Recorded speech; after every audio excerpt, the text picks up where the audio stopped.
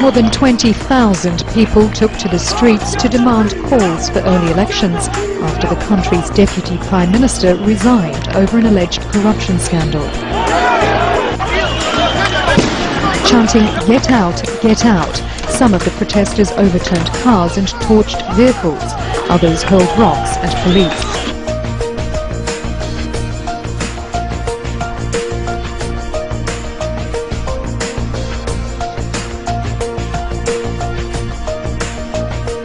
Levels of unemployment and now a sudden hike in food prices have whipped up anger. Jobless teenagers and young men have had running battles with police in the Algerian capital.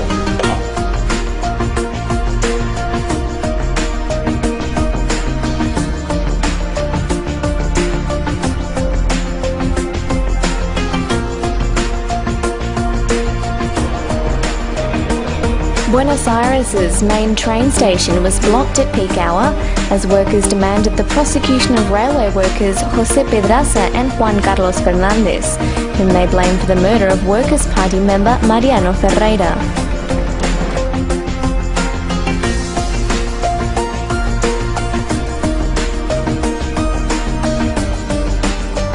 The protesters marched on federal government offices demanding a stronger stance from the foreign and prime ministers. Protesters here today have firmly pointed their anger at Egyptian authorities for failing to protect predominantly Christians in Egypt. But they also want the federal government here in Australia to do more. They're asking Julia Gillard to condemn the attacks.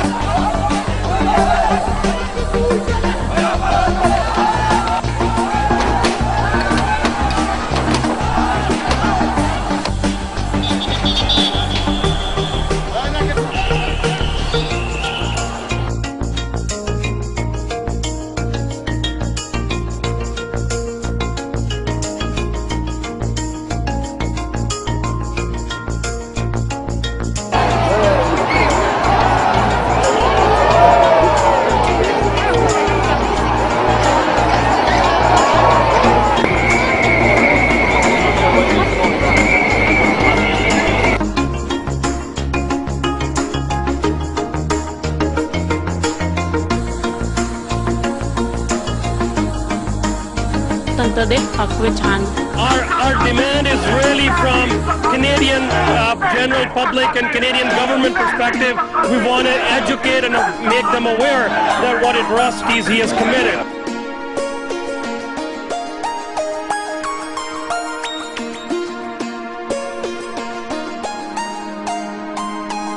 A young girl is also in serious condition after the incident, which occurred in Punta Arenas.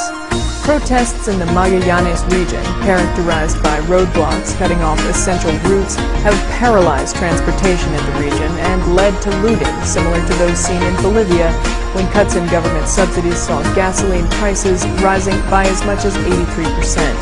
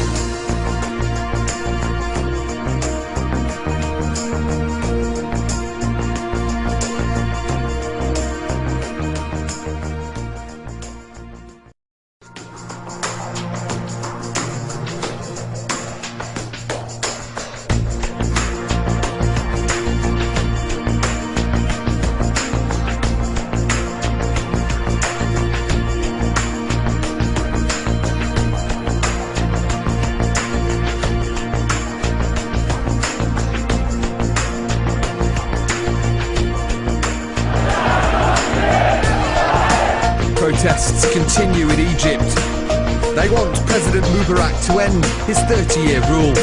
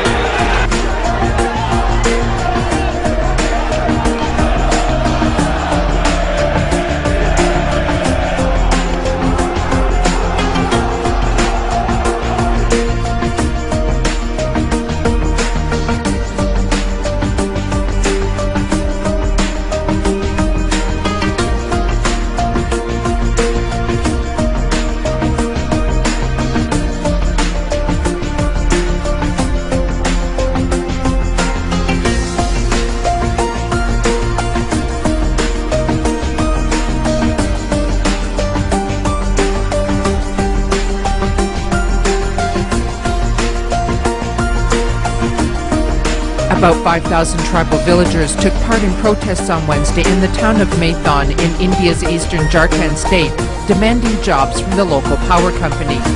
According to the villagers, 1,200 acres of land was purchased from 1,600 families for a joint venture between Tata Power and Damodar Valley Corporation. The villagers say they were promised jobs for every family in lieu of the land they gave up.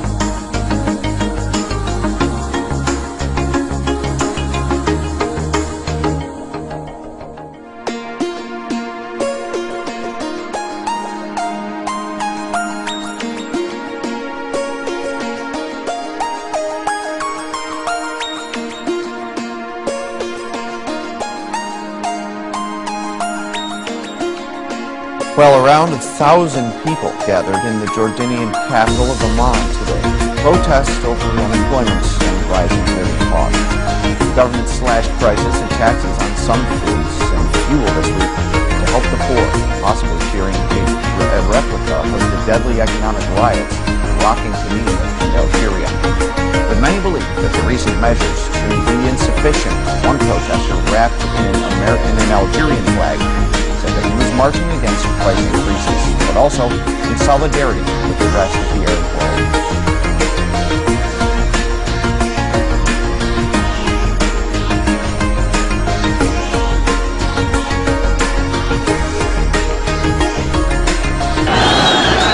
This is what popular uprising looks like.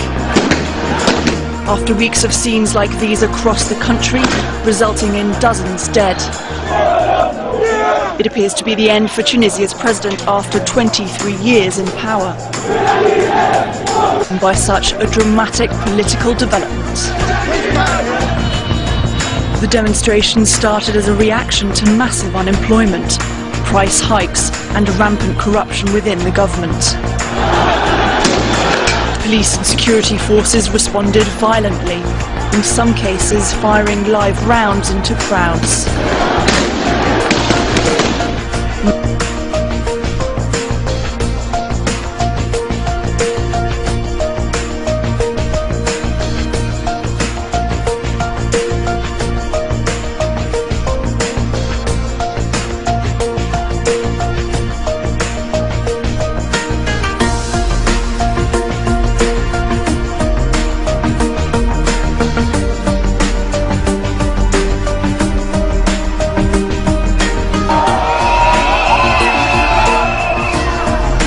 By the debate held in Parliament today concerning the proposals to cut the education maintenance allowance, a number of students once again assembled in London to voice their anger.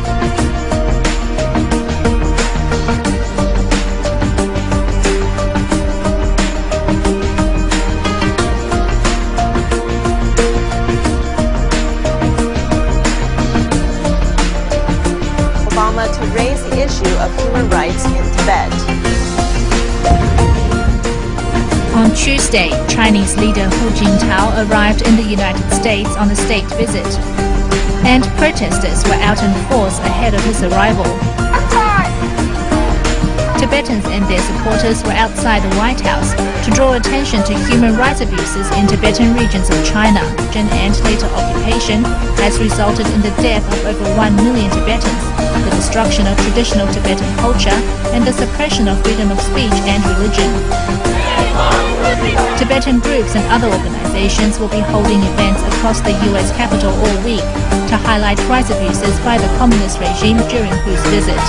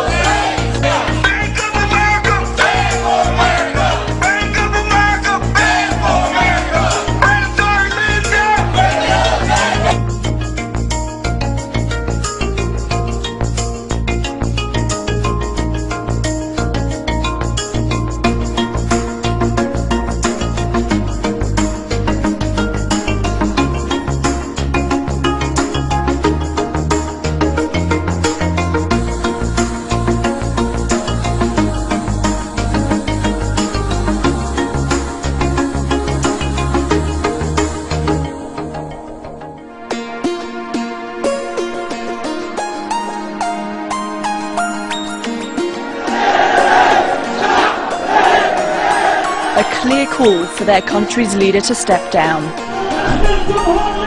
Tens of thousands of people descending on the streets of the capital, Sana'a. The crowd made up of opposition members and youth activists. These people are protesting for economic and political reform, which we've agreed on with the government. There is still an opportunity, but we are afraid we will reach the point of no return. President Ali Abdullah Saleh has been in power for nearly 32 years. He's recently attempted to ease unrest, raising wages for the army and denying claims he plans to install his son as his successor. And following the ouster of the Tunisian president, he slashed income taxes and started price controls.